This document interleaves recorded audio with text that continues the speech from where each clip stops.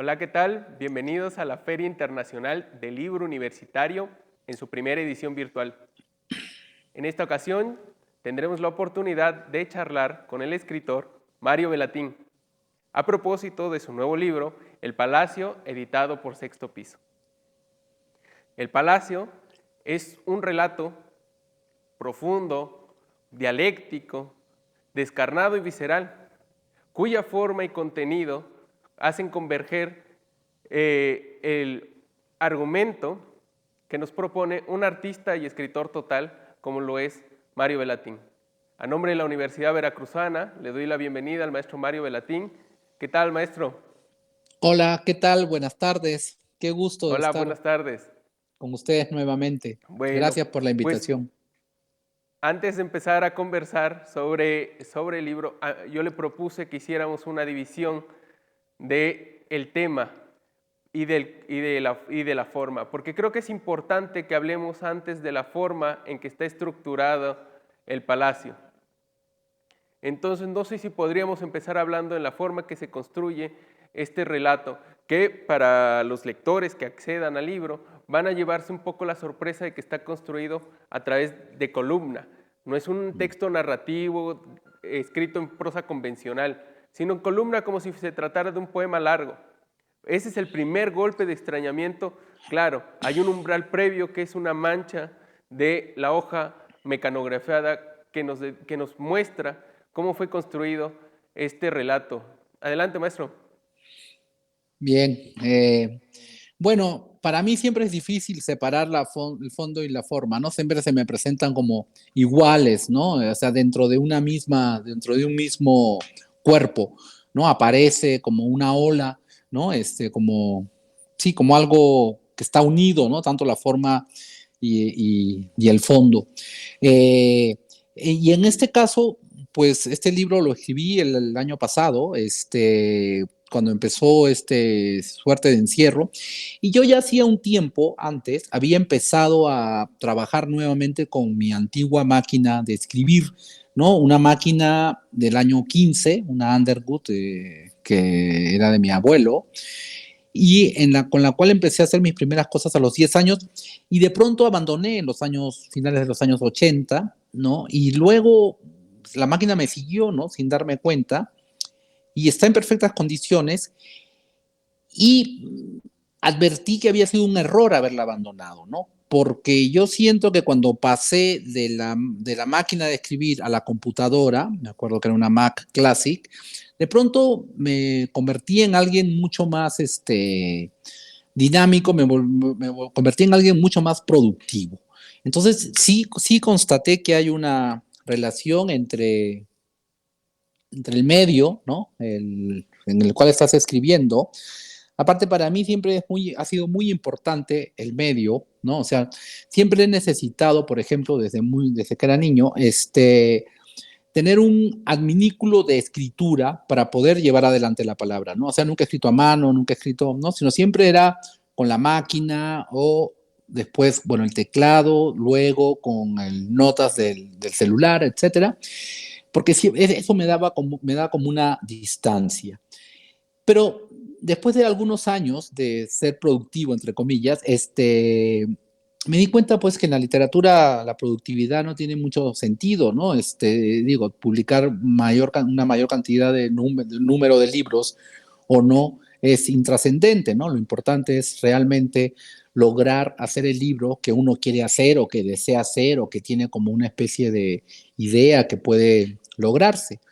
Entonces volví a la máquina de escribir y lo hacía a manera como de sesiones de meditación o de sesiones de yoga, no sé, etcétera, así como ejercicio, ¿no? De todo el cuerpo, ¿no? Porque empecé a redescubrir cosas que había olvidado, ¿no? La parte mecánica, la parte manual, la parte artesanal, ¿no? Esta pelea contra la cinta, contra la tinta, el olor, las teclas que se van, que de alguna manera no te dejan ir a mucha velocidad porque se entrecruzan, etcétera. O sea, entonces de pronto era como si yo hubiese regresado a tocar, si fuera un pianista, ¿no? Imagino tocar en un piano de cola, en un piano de madera, ¿no? Sentir cómo el instrumento también va adquiriendo vida, ¿no?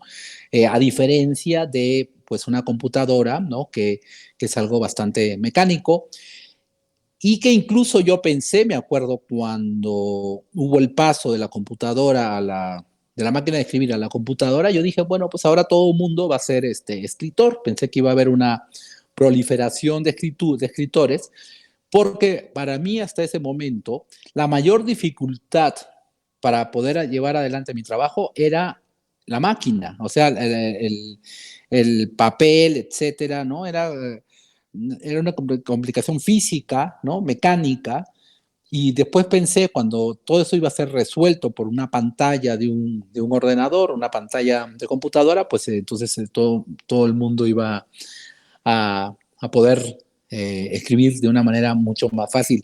Y no ocurrió, ¿no? No ocurrió. O sea, yo siento que en todas las épocas siempre hay la misma cantidad, sea el mecanismo que sea, siempre hay la misma cantidad de autores interesantes, importantes, autores que realmente aporten algo, ¿no? En el movimiento constante que es la escritura, ¿no? Sobre todo, a mí me interesa muchísimo más el carácter escritural que lo que suele pensarse en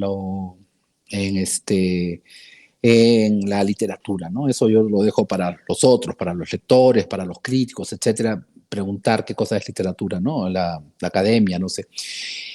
Y en este caso, al momento de retomar la máquina, quise también retomar varios elementos de esa época, de la época en la cual yo escribía a máquina, ¿no? Uno de ellos era la precariedad económica, ¿no? Que vivía en ese entonces, que es mayor que la actual, y que, por ejemplo, cosas que ya hemos olvidado, ¿no? En el caso, por ejemplo, del papel. El papel era un bien importante, ¿no? El papel no venía con resmas actuales, ¿no? Que uno puede comprar 500 páginas, 1000 hojas, ¿no? Sino, recuerdo en mi época, se vendían sueltas, ¿no? Entonces a veces a uno le alcanzaba el dinero para comprar 10 páginas o 20 páginas, ¿no? De un papel no muy fino, ¿no? Y de pronto yo tenía que hacerlo muy productivo eso, ¿no? Entonces de pronto tenía eh, hacía que no hubiera marcos, ¿no? Que casi la hoja completa estuviera llena de palabras, ¿no? Para poder ahorrar el papel. No hablemos de de lo costoso que era fotocopiar, ¿no? Entonces, de alguna manera, volví a ese mundo en el cual de alguna manera entraba, y bueno, y ahora entro nuevamente, y por eso se produce el Palacio, como en un espacio, en un lugar entre lo consciente e inconsciente que le ocurre a muchos autores cuando escriben, ¿no? O sea, yo siempre trato de dejarme llevar a un lugar que no podría definir con exactitud, ¿no? O sea, no estar consciente de manera racional y de cada palabra que voy poniendo, etcétera, sino dejarme llevar, ¿no? Como una especie, como un viaje raro, ¿no? En el cual entro en esa cápsula de escritura y salgo de allí sin acordarme muchas veces de qué cosa fue lo que escribí, ¿no? Y luego, pues sí, hay un proceso ya de relectura, de reescritura, etcétera, ¿no? Y de alguna manera, pues al dejarme llevar por ese tiempo, me di cuenta que la máquina de escribir, aparte de este aspecto que digo artesanal, también me di cuenta que era como una especie de caja de resonancia de recuerdos. Y entonces empezaron a aparecer de manera como sin darme cuenta, sin hacerlo de manera muy consciente, como digo, fragmentos, de libros míos, de un universo que yo ya había creado en mis libros anteriores, pero desde perspectivas diferentes.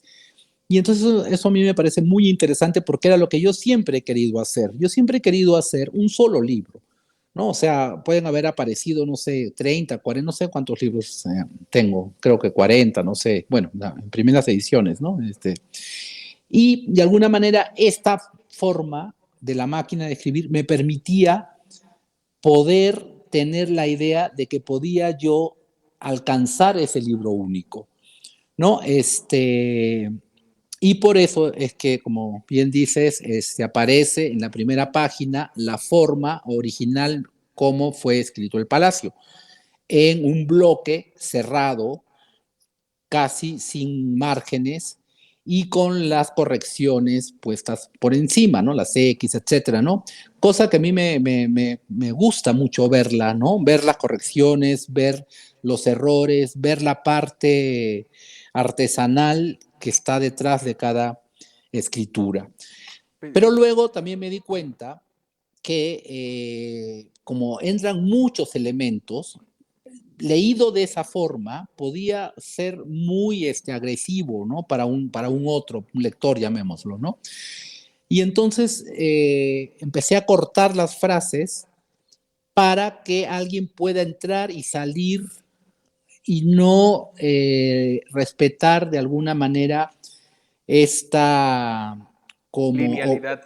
sí, como obligatoriedad que la narrativa te obliga, ¿no? Que es que nos obliga desde el kindergarten, ¿no? Cuando empezamos a aprender Sí. a leer, ¿no? Que es lee, entiende y continúa, ¿no? Y de alguna forma quise hacer como una trampa, no me atrevería yo nunca a hacer un poema, nunca he hecho un poema, ¿no? O sea, tengo tan en alta estima a la verdadera poesía, ¿no? O sea, creo que poetas, pues hay muy pocos, ¿no? Realmente, en la historia de la literatura, pues no sé, pondría 20, 30, no sé. Entonces es algo tan, para mí tan elevado y tan complejo, que yo no me atrevería a hacer un poema.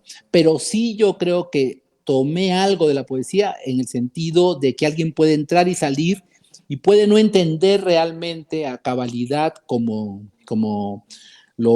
te obliga la prosa, ¿no? Y poder seguir adelante, ¿no? Y entonces yo sentí que de esa forma podía crear un universo formado por muchos universos, que es el mismo universo de todos mis libros, ¿no? De alguna forma aparecen, si alguien ha leído libros anteriores míos, aparecen elementos ya conocidos, pero desde otra perspectiva, ¿no? Y yo no Creo, sé si en una lectura lineal, un otro, ese otro, ¿no? No se apabullaría, ¿no? No sé. Sí, creo que perdón. también la huella que deja la máquina de escribir, no solamente a través de esta hoja que se nos presenta al inicio del texto, está presente en el ritmo que se impone y se construye. Parecen golpes también, en algún momento la forma en que se construye, parecen golpes de teclado, golpes dialécticos, que también van al mismo tiempo, como usted dice, convocando a los fantasmas de todo ese universo que es la obra narrativa de Mario Bellatín. Para irnos adentrando un poco en el tema de este texto que es polisémico, porque como bien dice, también la construcción justa del palacio nos permite no solamente entrar a placer, según se vaya en la lectura, en cualquier momento, sino que también nos permite más de una relectura y también nos permite extrañarnos, no entender y tener una posterior visita también a esta obra, ¿no? Por ejemplo, en el Palacio vuelve a aparecer el Salón de Belleza, donde van a morir los desahuciados, llenos de los acuarios, vuelve a aparecer el poeta ciego. eh, Tenemos también los clásicos, a sus clásicos perros, ¿no? A Puercoespín y Pérez Bon. Tenemos el cuadernillo de las cosas difíciles de explicar, que aquí en el Palacio alcanza ya el título de obra mística, casi de profeta, ¿no? Como una especie de Corán o Biblia continuo. Todas estas intratextualidades van dando forma al Palacio y van también hilvanándose con imágenes preciosísimas que crea el maestro Mario Bellatín, que con modestia confiesa que no se acercaría a escribir un poema, pero casi, por momentos, logra tocar el lirismo visual con imágenes bellísimas, como un estudiante de filosofía que va y habla con la voz narrativa, que es la protagonista de esta historia, mientras pasa de ser estudiante de filosofía universitario a convertirse en un travesti nocturno, ¿no? Hablemos un poco más de la trama del texto, maestro, de Bueno, esta voz narrativa que se confunde, que es al mismo tiempo dos, pero es un gran soliloquio. exacto. Bueno, muchas gracias por sus palabras, pero sí, Para mí era muy difícil encontrar como una media, ¿no? Entre alguien, por ejemplo, en su caso, ¿no? Que has leído en los libros anteriores, ¿no? Y de alguna forma no caer en una repetición simple, ¿no? Porque pues yo hace mucho tiempo con este libro que estoy trabajando, ¿no? Estoy tratando de ver la posibilidad de jugar con el fragmento, con el palimpsesto, con la variación, ¿no? Porque en la literatura, pues normalmente la variación es muy mal vista, ¿no? Y en otras artes no, es como en la música, ¿no? Hacer variaciones de la propia obra o de obra de otros es como el punto excelso, ¿no? De un compositor. Y en cambio en literatura casi siempre aparece como que fuera, ay, perdón, todo el mundo escribe. Ah, en literatura pareciera como que a alguien se le acabó las ideas, ¿no? Y precisamente no, hay demasiadas ideas. Y entonces era lo que quería decirle que para mí era muy difícil encontrar un medio en alguien que nunca me ha leído y en alguien que sí me ha leído, ¿no? Como para que el libro siguiera, para que la escritura siguiese circulando y siguiese yo teniendo un cómplice, ¿no? En este caso un lector, ¿no? Porque encuentra otras cosas. Por ejemplo, el Salón de Belleza, que muchos en su momento habían entrevisto quién era el personaje, ¿no? Aquí no, aquí empieza otro misterio, ¿no? Porque aquí supuestamente este peluquero de este salón de belleza de un barrio marginal no era el personaje que los que leyeron Salón de Belleza podían haber pensado, ¿no? Sino parece ser que es alguien que viene de otras guerras, parece ser que es alguien que ha manejado campos de concentración, etcétera, y que todas estas reglas que él impone, ¿no? Provienen de otros horrores, ¿no? De unos horrores anteriores, ¿no? O sea que no es de espontáneamente que surge eso. E incluso creo yo, porque este libro, El Palacio, es un fragmento de un libro mucho más grande. Creo que también se sugiere en el Palacio, no estoy tan seguro porque me olvido lo que escribo, que también tiene escuelas, ¿no? Escuelas también para morir, ¿no? O sea, que instaura salones de belleza para morir en las mejores condiciones, en un ambiente rodeado de muerte constante, ya sea por la peste, ya sea por la violencia, ya sea por muchas razones, ¿no? Y en ese aspecto, pues siento que mi obra, bueno, mis libros, no sé, mi escritura, que aparentemente va creando un universo propio, pero lo va creando a partir de un reflejo de la realidad en la que estamos inmersos, ¿no? Entonces hay como una especie de desolación, de muerte constante, ¿no? Que pues basta, tanto ustedes como yo, voltear alrededor y encontrarnos con una serie de atrocidades que van ocurriendo, no solamente en México, ¿no? Sino en el mundo entero, ¿no? Ya sea, pero no solamente por la peste, ahora la peste está puesta en primer lugar en las noticias, pero siguen las muertes, siguen las violencias, siguen las fosas comunes, etcétera. Y entonces este personaje no solamente crea salones de belleza, sino también escuelas, porque él pretende que los niños, los educandos, mueran con una cierta educación, ¿no? O sea, como arreglados y, y con una cierta educación. Y luego también esto, cuando menciona lo del cuadernillo de las cosas difíciles de explicar, no, es que siento que también, ¿no? Viajando por toda Latinoamérica, no, y por el mundo, o sea, no es Latinoamérica, porque yo quiero salir, ojalá que logre en algún momento salir de la etiqueta de escritor latinoamericano, sino para ponerme en escritor de la miseria, ¿no? Como escritor, como, o sea, aunarme a los miserables del mundo, ¿no? Yo creo que lo que han logrado los arquitectos, me gustaría lograrlo como escritor. ¿Qué quiero decir con lo que han logrado los arquitectos? Lo que han logrado los no arquitectos, mejor dicho, ¿no? O sea, porque uno va a las afueras de Irak, perdón, sí, de Bagdad o de alguna ciudad hindú, o va al Cusco, a las afueras, y encontramos una similitud de arquitectura, ¿no? Donde las casas están hechas pues como de material de ladrillos, con los hierros en el techo, esperando construir un piso en algún momento de prosperidad, los tinacos, etcétera. Entonces, ahí hay una universalidad a partir de una especie de miserabilidad o de antiesteticismo, ¿no? Y de alguna manera yo siento que mis libros, me gustaría a mí insertarme, salir de esta idea de lo latinoamericano, ¿no? Que es algo que me han impuesto, ¿no? Desde que empiezo a escribir y es algo que no siento que sí, también estoy de acuerdo, pero es mucho más que eso, ¿no? O sea, yo creo que hay una periferia, ¿no? Escritural, que de alguna manera, pues pongo este ejemplo de la arquitectura esta improvisada, que curiosamente es idéntica, ¿no? A mí me parece muy Claro, raro que si uno sale de Ciudad de México, sale a las afueras, ¿no? A las zonas no los centros históricos, no las zonas clásicas, ¿no?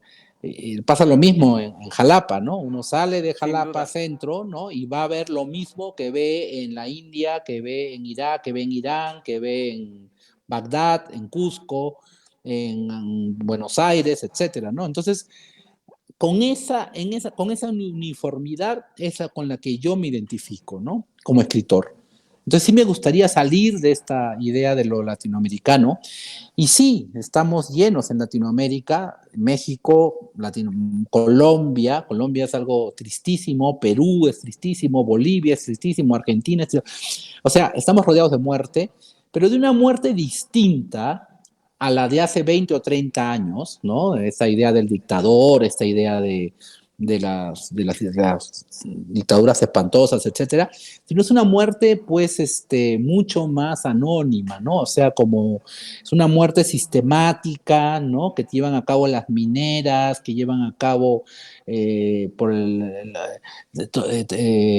narcotráfico, la corrupción, etcétera, que es idéntica en todo el mundo, ¿no? Y yo creo que ahora que Estados Unidos demostró, bueno, lo que está pasando ahorita en Texas, ¿no? Y bueno, y lo que pasó durante Trump demostró que no es, que somos, pues el mundo ya es el mismo. O sea, sí realmente actualmente vemos la globalización real, pero no la globalización que quisieron vender, ¿no? Como que era símbolo de desarrollo, sino que era símbolo de barbarie, ¿no? O sea, la barbarie mundial.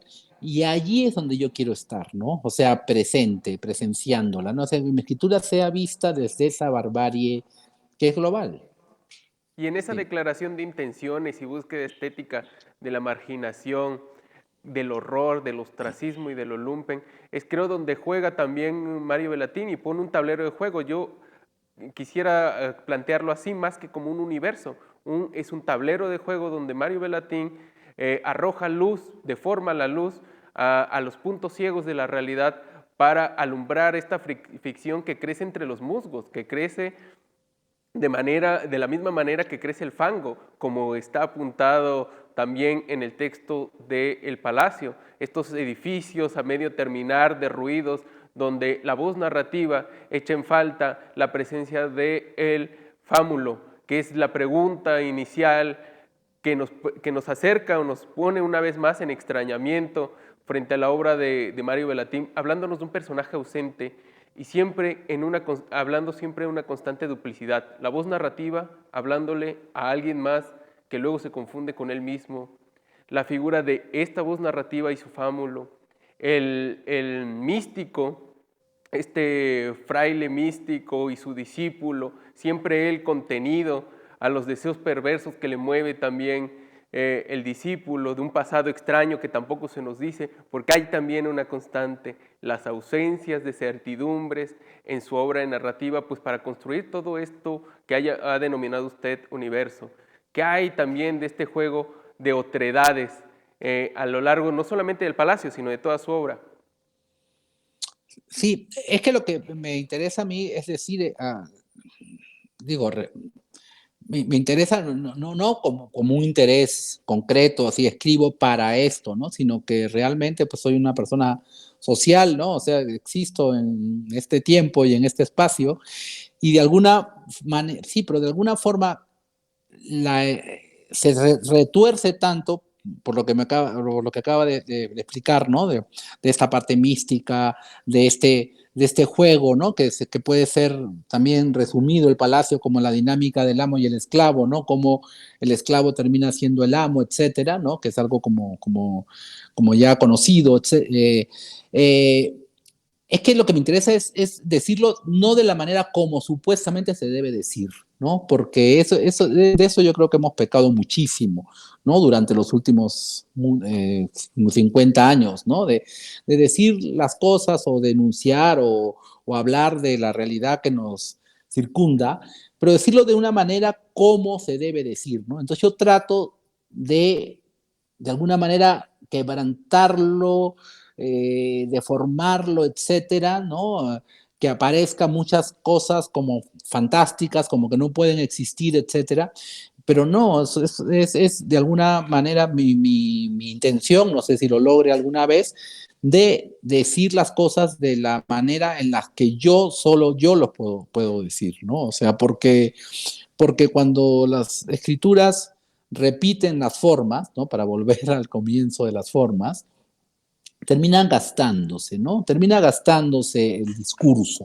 Y eso a mí me preocupa mucho, ¿no? O sea, porque si un autor tiene una intención de reflejar el entorno, el mundo en el que está inmerso, pues tiene que buscar una forma también muy personal de hacerlo.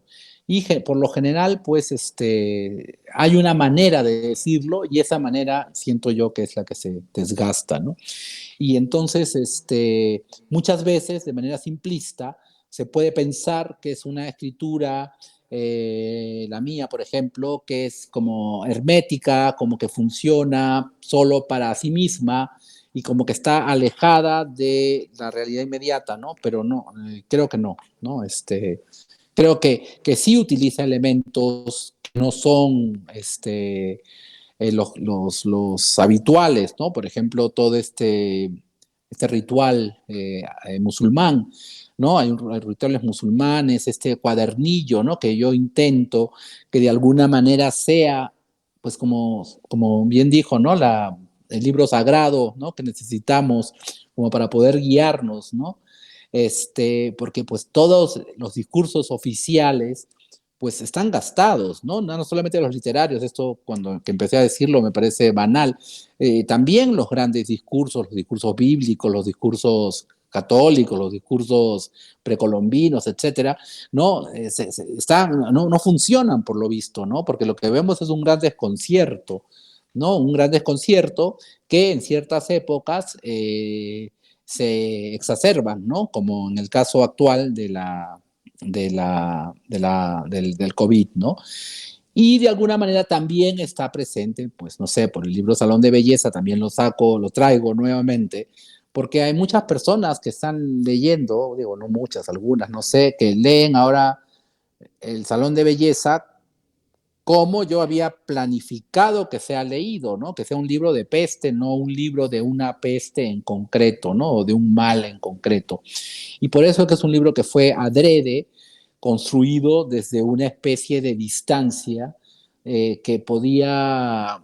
la cual no había un lugar específico, no se hablaba de qué cosa era la peste, etcétera, y justamente basándome pues en las verdades universales y antiquísimas, ¿no? Por ejemplo, el COVID nos demuestra cosas eh, que ya están resueltas o discutidas, ¿no? Por místicos de hace, no sé, de 3000 años, ¿no? En el sentido, por ejemplo, que todos somos uno, ¿no? Este sentido de la unidad, ¿no? Como género humano, ¿no? Que en la vida cotidiana no lo veíamos o no lo vemos, pero ahora el hecho de que todo el mundo realmente, no como dicho, no todo el mundo, sino todo el mundo realmente está inmerso en una misma situación, nos demuestra que basta que haya un virus para que en menos de, no sé cuántos meses fue, 6 meses, 4 meses nos demostrara a nosotros mismos que somos uno, ¿no? Hay una unicidad. Entonces ahí es donde yo me quiero, en esa unicidad es donde yo me quiero insertar. Me hace acordar muchísimo, ahora que hablamos, bueno, ya que estoy hablando en Jalapa, ¿no? Pues mis visitas a la casa de Sergio Pitol, ¿no? Que fue mi gran amigo, y en su jardín, en Briones, tenía, creo, los bambúes más grandes del mundo. Yo creo que era un grupo de bambúes, ¿no? Donde yo creo que podrían haber cabido 80 personas o 60 personas para rodearlo, ¿no? Para rodear este grupo de bambúes. Y hay algo muy curioso con los bambúes que tiene que ver con lo que quiero decir, es que hay un día cada 90 años que todos los bambúes del mundo mueren al mismo día, ¿no? Al mismo tiempo, fin, como que están unidos, ¿no? Mundialmente hay una unidad.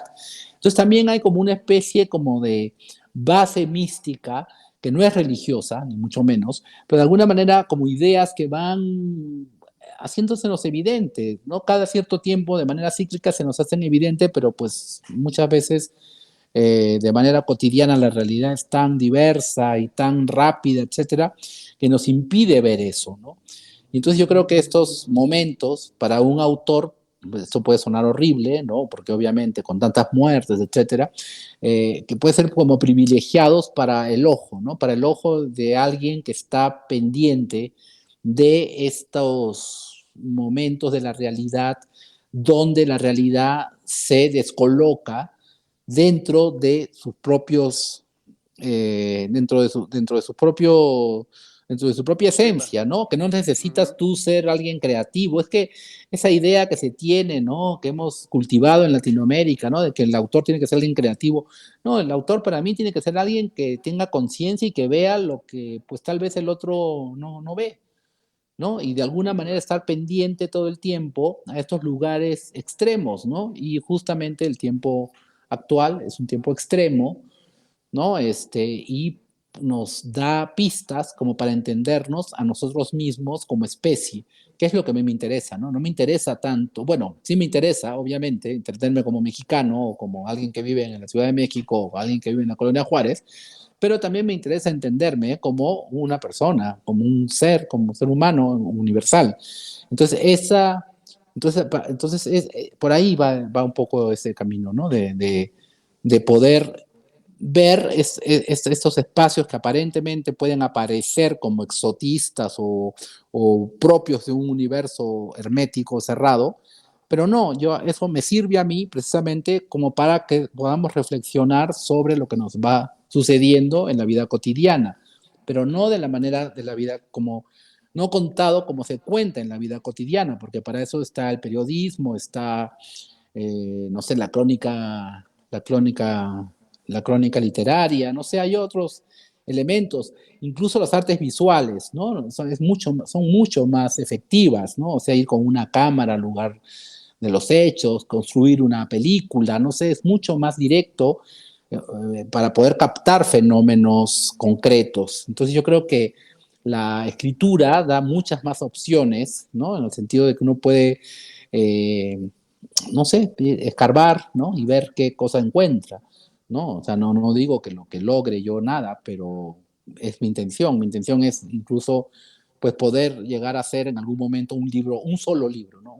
Que sea todos los libros un solo libro, ¿no? Y que, por ejemplo, El Palacio, que es el libro del cual estamos hablando Ujú. esta tarde, eh, se vea como un fragmento de este gran libro, ¿no? No es una obra acabada, es una obra que todo el tiempo está en movimiento. Y por eso es que vuelven a aparecer los personajes.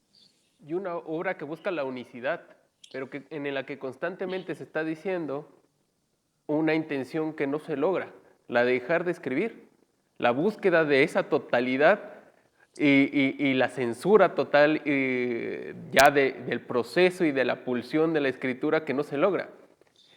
También me gustaría, antes de que responda eso, maestro, notar que las pistas que nos da esta nueva realidad, por no llamarla nueva normalidad, también tiene al amparo en el Palacio las luces que nos direccionan a otras lecturas que no solamente van dentro de su propia obra, sino van hacia otros autores, o hacia otros filósofos, o hacia místicos, ¿no?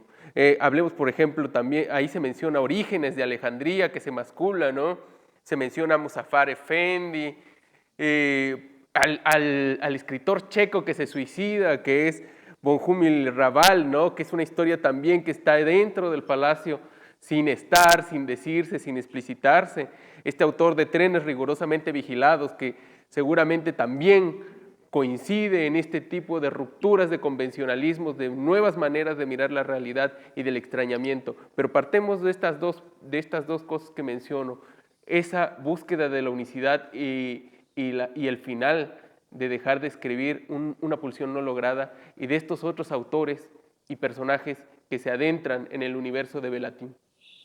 Sí, bueno, el hecho de terminar de escribir o no terminar de escribir, o sea, no poder dejar o hacerlo, pues como no fue una decisión consciente, ¿no? Porque hasta ahora no fue, yo nunca decidí escribir, ¿no? Es algo que me precede en el deseo, ¿no? Es un deseo que está más allá de una racionalidad, ¿no? Porque yo siento, y creo que lo he dicho antes, ¿no? Que si lo hubiera racionalizado no lo hubiera hecho, ¿no? Porque no tiene ningún sentido realmente, ¿no? O sea, sí, bueno, conversar ahora contigo, ¿no? Eso me parece muy interesante, pero más allá de eso no le veo mucho sentido a pasar la vida escribiendo y escribiendo sin saber a dónde te va a llevar, ¿no? Ese camino. Y sobre todo, pues viviendo en una sociedad, viviendo en un mundial, ¿no? De la idea de causa-efecto, ¿no? De hago tal esfuerzo y obtengo tal beneficio. En la escritura, pues eso es un volado, ¿no? Es una, nada, es como tirar las cosas a ver qué va a pasar, uno no sabe qué va a suceder, ¿no? Entonces, como no fue decisión, tampoco puedo decidir, ¿no? Si voy a dejar de escribir o no voy a dejar de escribir. O sea, racionalmente, sí, me parece que no tiene ningún sentido haber sido escritor. O sí, no sé. O sea, no hay respuesta, no hay ni un sí ni un no, ¿no? Como tampoco hay un placer o un displacer al momento de escribir, ¿no? Es un estado que es distinto. Eso pertenece a otra dimensión que el lenguaje en español, en castellano, al menos no hay una palabra para describir algo que te causa placer y al mismo tiempo no te causa placer, o que puedes decidirlo o no puedes decidirlo al mismo tiempo. O sea, como un lenguaje que pudiese, una palabra que pudiese expresar lo contradictorio. Y con relación a los autores que van apareciendo, pues sí, siempre van apareciendo autores allí que aparecen realmente como por fragmentos, ¿no? Por ideas, por cosas muy concretas, ¿no? Ahí, por ejemplo, está José María Arguedas, ¿no? Que también se suicida, es un autor, pongo dos autores suicidas, ¿no? Que es Bohumil Hrabal y el checo, el escritor checo, y José María Arguedas.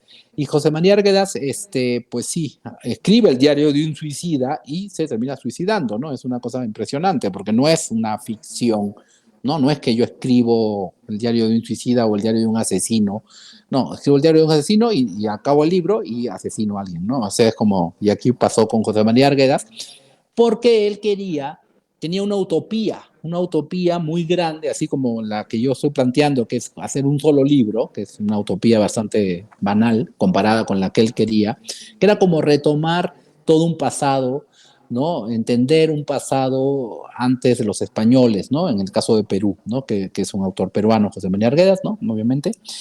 Y en el caso de Hrabal, hay algo que tiene que ver con la presencia constante de los perros con los animales, ¿no? Justamente volví a leer un libro de él que es la relación de él, donde él aparece con su propio nombre con los gatos, ¿no? Es un autor que vive en una casa de campo con unos gatos y de pronto como esa relación con esos gatos se va transformando en algo espantoso, ¿no? Parece que esos gatos se convierten como una especie de campo de concentración nazi, su relación con las crías de los gatos, cómo los va matando, cómo les va dando vida desde su subjetividad a esos gatos, y tiene que ver, y eso hace que yo me explique cómo se suicida, porque Raval está, al final de su vida es internado en un hospital perdón, en un hospicio de ancianos, y él dice que quiere dar de comer a las palomas, que están en un piso alto, ¿no? Un edificio, y le dan el permiso para sacar con con pedazos de pan a las palomas y de pronto cae al vacío, ¿no? Y entonces queda no se sabe qué, no se sabe si se cayó, si se resbaló o si fue un subterfugio que él utilizó para suicidarse, ¿no? Para no seguir viviendo en ese hospicio. Y utilizó animales, ¿no? O sea, utilizó el pretexto de las palomas, ¿no? Y bueno, este libro sobre los gatos, ¿no? Esa relación que él tenía con los animales me parecía sumamente interesante. Bueno, Muzafer Efendi, ¿no? Que es alguien que trae toda una tradición mística antiquísima, ¿no? Porque también tendemos a confundir mucho, ¿no? Religión con misticismo, ¿no? Que yo creo que son totalmente es una antítesis total, ¿no? O sea, yo soy totalmente antirreligioso, ¿no? O sea, no voy a misa. Fue muy curioso porque como yo estudié teología, ¿no? Me acuerdo, y bueno, no me acuerdo, estudié, y lo pusieron en mi libro, y entonces la gente creía al principio, en los años 90, con uno de mis primeros libros, se puso ese dato, entonces la gente pensaba que yo iba, no sé, a sacar al Cristo los viernes, que yo hacía procesiones, etcétera. No, nada más alejado de mi idea, ¿no? De las religiones, ¿no? Que me parecen abominables, la mayor parte de ellas. No, pero hay algo más allá, que es la cosa mística, esa idea de la unicidad, de lo único, de poder entender los fenómenos cotidianos, los accidentes, ¿no? De una manera mucho más globalizante, para así poderlos entender nosotros mismos de una manera mucho más compleja, ¿no? Que sencillamente contar hechos, ¿no? Y reflejar realidad, ¿no? A mí la realidad reflejada a mí no me interesa mucho, ni pues, para leerla, ni para hacerla, ¿no? Y por eso siempre busco autores que de alguna forma tengan un universo propio, ¿no? Y sí, en estos libros menciono a esto, bueno, a Orígenes, ¿no? Que, bueno, imagínense que se mascula, no me hizo acordar mucho a Jorge Cuesta, que hizo lo mismo aquí en México, ¿no? Y él lo hacía con la intención de quitar de sí mismo, ¿no? Cualquier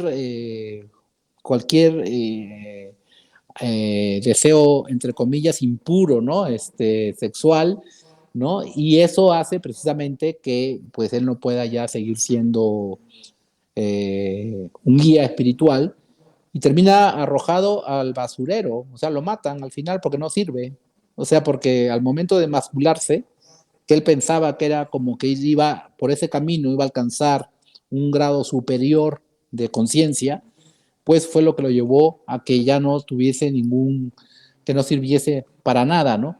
Y eso lo asocio, que también aparece en otra parte, no sé si en el Palacio, pero aparece en otro lugar de este gran magma que es esta escritura máquina, ¿no? Con Heráclito, que también me parece que todos los presocráticos para mí son los grandes maestros, ¿no? En la cual Heráclito, pues hay una famosa frase que dice que hay que deshacerse de los cadáveres antes que del estiércol, ¿no? Que el estiércol es mucho más valioso que los cadáveres. Y eso lo aplicamos actualmente, ¿no? O sea, se aplica ahora una fosa común en Veracruz, en el norte de México, etcétera, en Colombia, en Perú. Sí, hay que deshacerse de los cadáveres antes del estiércol. El estiércol tiene más valor, ¿no? No hablemos, acordémonos de las guerras que hubo en el siglo XIX en América, ¿no? Por el estiércol, ¿no? Que era importantísimo. No habían, no había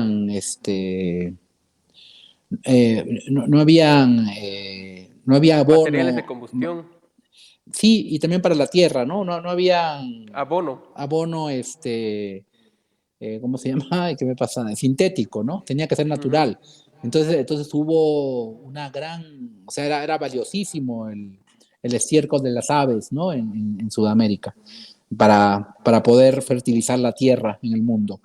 Y entonces, pues no sé, entonces son estas como ideas que aparentemente son como extrañísimas, ¿no? Que alguien diga que hay que deshacerse de los cadáveres antes que del estiércol, y de pronto damos la vuelta alrededor y nos damos cuenta que pues se llevan a la práctica de manera cotidiana, ¿no? Y no la vemos, porque lo que vemos es una realidad que que está pautada para ser leída de una sola manera, ¿no? Y Claro. justamente la idea, creo yo, la idea del arte en general, y para mí la literatura es arte, mire, esto que parece que es obvio y que no tendría que decirlo, pero sí hay que decirlo, ¿no? La literatura es arte, no es, para mí, no es sociología ilustrada, no es antropología ilustrada, no es periodismo mejor hecho, ¿no? Es arte. Y el arte tiene que buscar elementos, inventarse, reinventarse. Entonces, por eso, y siempre quiero decir escritura, literatura no, porque ya el término literatura está demasiado viciado, demasiado marcado, demasiado preconcebido, ¿no? No hay una idea de lo que es. O sea, yo puedo dar fe de que hay ahí frente mío una escritura. Buena, mala, mediana, no sé, pero hay una escritura. Literatura, no sé, eso es como subjetivo, ¿no? Que hay quien dirá que es literatura, no, ¿qué es literatura? No sé.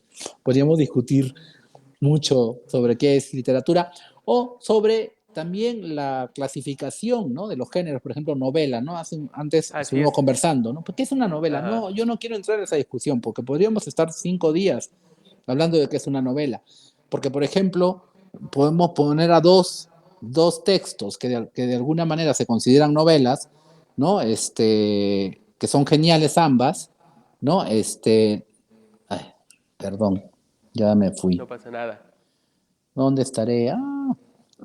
Este, Está diciendo que dos obras sí, que se pueden dos considerar obras, novelas, pero que no dos lo son. Yo tengo obras, una, por ejemplo, el monogramático de Octavio Paz, que es un ensayo, pero también novela. exacto. O los cuentos de Águila Sol, que no son cuentos, pero también la crítica los ha llamado cuentos. Creo que también en ese sentido la obra de Mario Bellatín, a quien estamos presentando el día de hoy, a propósito de su más reciente libro, El Palacio, es inclasificable. No podemos decir que Salón de Belleza se catalogue una novela y se inserte solamente en ese cajón, sino que tiene también la posibilidad de ser leída como un relato largo, como el inicio de esta gran obra total. Y el Palacio lo mismo, es un fragmento, es un texto, como usted me ha pedido que lo llamemos, que puede leerse de distintas maneras y que no está acabado y que elude no solamente convencionalismos, sino la violencia de las definiciones. Sí, iba a poner el ejemplo, ¿no? Por ejemplo, de dos obras totalmente disímiles y geniales, ¿no? Que era, por ejemplo, pienso La Metamorfosis y Guerra y Paz, ¿no? O sea, ¿qué los une? ¿No? ¿Qué une la metamorfosis? ¿Cuál es mejor? No podemos decir cuál es mejor. Imposible. Y tampoco podemos ver qué une, ¿no? A una novela que tiene, no sé, 2000 personajes y que transcurre, no sé, en tantos escenarios y que refleja todo una guerra, ¿no? Toda esta, sí, con un suceso aparentemente de fantasía, no sé, de Gregor Samsa, ¿no? Y sin embargo, los dos forman parte de lo mismo, pero no podemos ver qué los une o qué los desune. Para mí los une una especie de mood, de soplo, ¿no? Y entonces siempre hay como esa búsqueda de mi parte, ¿no? De buscar ese soplo, ¿no? Que hace que una obra pues funcione o no funcione. Y también en el sentido de que es un libro que no está terminado, no es que no esté terminado, sí, sí, o sea, lo que quiero decir es que admite más movimientos, ¿no? Claro. Porque también se puede pensar que es un libro In- inacabado. O sea, está claro. acabado, está cerrado, ¿no? O sea, se ha leído El Palacio, está cerrado, Pero ¿no? forma parte de un todo más completo. O Exacto, puede formar parte de un todo más completo. pero está acabado también, ¿no? O sea, sí, Claro. sí me explico, o sea, es como un doble, Sí. o sea, en el sentido de que la escritura no se queda estática, ¿no? Sino que de pronto puede continuar, puede continuar, puede continuar. Y que no tiene que ver con la repetición, sino tiene que ver con la variación y tiene que ver con el punto de vista, con el otro momento, porque una cosa es haber leído Salón de Belleza hace 30 años y leerlo ahora, ¿no? Es totalmente distinto el contexto y la lectura, ¿no? Que eso presuponga. Sin duda. También dentro del Palacio me encontré algunos fragmentos que me gustaría conversar con usted antes de terminar la charla del día de hoy. Y uno es la alusión de esta puesta de enigma en la que los lectores siempre intentamos descifrar a Mario Bellatín o lo que nos quiere contar en sus libros. Y justo hay un momento donde llama y dice, hablando de legión, de esta entidad demoníaca que se conforma justo de muchos, habla de sus cientos de ojos que siempre son escrutinosos acerca de los libros que está por entregar. ¿Qué hay? Claro, hay mucho de biografía en la obra de Mario Bellatín, pero ¿qué hay en esa relación escritor con los lectores? Ese juego que se establece constantemente. Sí. Bueno, es que uno va aprendiendo con el tiempo, ¿no? Ya son muchos años, ¿no? Que llevo en lo mismo, algo aprenderé, ¿no? Es que es estar en la mayor, esa legión famoso, ¿no? Que viene de la cosa bíblica, ¿no? Del Claro, demonio, ¿no? Que es el demonio, que es sí, legión, ¿no? Es que hay que ponerse porque a veces esas preguntas son, ¿para quién escribes? ¿Cuál es tu lector ideal? Etcétera. Pues no, es que escribes para la mayor cantidad de ojos posibles, ¿no? Y entonces hay que hacer como una especie de proceso de un proceso extraño para el cual creo que tampoco hay palabra, ¿no? Para definirlo, en el cual uno tiene que estar presente en estos cientos de posibles lecturas y para poder uno siempre salir al paso, ¿no? O sea, no dejar que haya una lectura que se quede en, pero aquí no entiendo, se equivocó, no, ¿sabes? O sea, como que aquí no hay, sino que sí. siempre uno tiene que ponerse en muchos cuerpos o en muchos ojos para siempre estar allí presente como autor, ¿no? La siguiente línea, ¿no? Sino de pronto en una frase dice, tal cosa, y de pronto, mira, y ahí está el autor como cerrándolo, ¿no? O sea, pero cerrándolo, pero para muchas perspectivas, ¿no? No solo para una, ¿no? Entonces, por eso a veces también esa pregunta, ¿no? ¿Para quién escribes, etcétera? ¿No? Yo decía que para mí mismo, pero eso era como para salir del paso, ¿no? Yo decía, sí, escribo para mí. Y hay otros que sí, bueno, hay autores y autores, o sea, es como digo, es mi camino, ¿no? Hay autores que sí saben perfectamente para quién quieren escribir, qué quieren hacer, etcétera, tienen otro, otro acercamiento, ¿no? A su propia escritura y igualmente válido, obviamente. Estoy hablando de lo que yo trato de hacer. Y es eso, ¿no? De siempre tratar de poner como una especie de esquizofrenia, ¿no? Como estado esquizofrénico, de poder como abarcar la mayor cantidad posible de lectores como para yo de alguna manera estar presente allí también, ¿no? O sea, como que no, como seguir dialogando con ese otro, ¿no? Porque en realidad es un diálogo lo que establezco y también lo que sí, pues me interesa muchísimo es una complicidad, ¿no? Porque sí me ha sucedido que de alguna manera si los libros no siguen, no se publican, no se leen, no sé, la escritura, pues puede estancarse, ¿no? O sea, o quedarse en un lugar estático. Y eso para mí sería lo que más miedo me causa, ¿no? Que mi escritura se quede en un lugar estático y que no pueda yo seguir rehaciendo y volviendo a escribir, etcétera, ¿no? Esa es para mí como la función, volverlo a hacer, ¿no? Algo así. ¿Para qué? No Sin sé. querer, sin querer sonar reiterativo, creo que una vez más, ahora frente al Palacio, nos damos cuenta que una de las principales intenciones de Mario Bellatín frente a la realidad a través de su obra es, a través de una postura estética, confrontar éticamente, confrontar la realidad a palo seco, la realidad de convencionalismos, la realidad ceñida a un corset de lo que debe ser y de lo que no debe ser, de las maneras de mirar y de entender el mundo. Maestro Mario Bellatín, ha sido un gusto y yo No, le para mí. prometí que al aire lo iba a comprometer para que en una próxima edición de la Feria Internacional del Libro Universitario lo tengamos aquí. Ah, por favor, extraño mucho Jalapa. Tengo Y demasiados buenos recuerdos. Sí, muchísimas gracias. podríamos, podríamos justo recrear la escena del jardín y los bambús ahora a propósito de su obra, cuando ya esté pronto por acá. Ah, por supuesto, sería un lujo ir otra vez a ese jardín tan maravilloso. Gracias. Maravilloso, maestro. Pues ha sido un gusto y a nombre de la Universidad Veracruzana le agradezco su conversación, maestro Mario Velatín. Y le recuerdo a los lectores que nos han seguido el día de hoy que en la página de filu.v.mx se podrán redirigir al catálogo de la RELI, de la Red de Librerías Independientes, donde podrán encontrar la obra del maestro Mario Velatín. También les pido, por favor, que sigan nuestras redes sociales, entren a nuestro canal de YouTube y vean de una vez más esta presentación, así como muchas otras. Suscríbanse, denos like y compártanos. Es un gusto de nuevo. A nombre de la Feria Internacional del Libro Universitario, me despido por hoy. Muchas gracias. Gracias. Hasta luego.